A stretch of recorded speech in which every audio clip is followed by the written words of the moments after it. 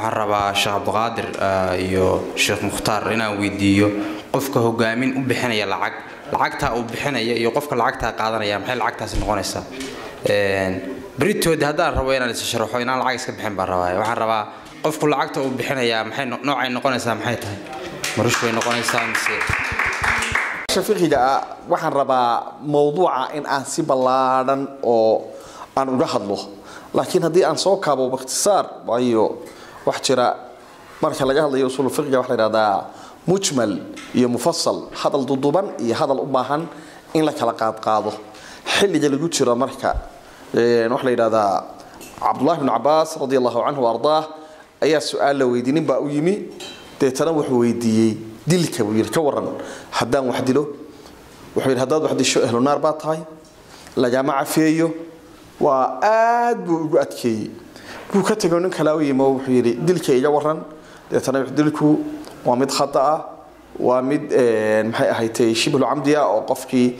isagoo ficilka uu kasay ama uu qastay ficilka laakiin aanu natiijada u qasteyn midna waa mid bareera mid walbana waxa ka dhalanaya ayuu sheegay deetana waxa la weydiiyay maxaad ninkii horena ugu adkaysay kan dambena aad ugu tafsiiraysay wuxuu yiri kii hore waxa iga muuqatay inuu doonayay inuu ku banaysto yiraahdo waa toobad keenayaayo Abdullah ibn Abbas baa yiraahdo dhowdii baan toobad keenayaa waxbaan dilaya ninka kale se wuxuu ahaa nin daalibul cilmi ah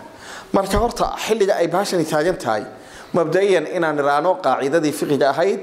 ma haruma akhduhu haruma i'taahu ama ma haruma i'taahu haruma akhduhu wixii in la bixiyaa ay xaraam tahay in la qaataana waa xaraan taas waa qaacida kamid ah min qawaacid al-fiqhiyya waxa leenahay mabda'iyan ma banaana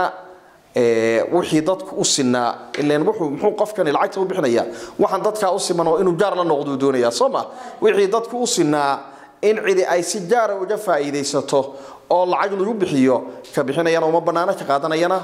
uma banaana waa mabda' guud laakiin waxaan rabnaa masalada insha Allah ta'ala dhinacyo badan najab ka eegayna si tafsiil ah inaan uga hadli doono taas waa qodob runta cilmi baaris iyo horumarinta hadaf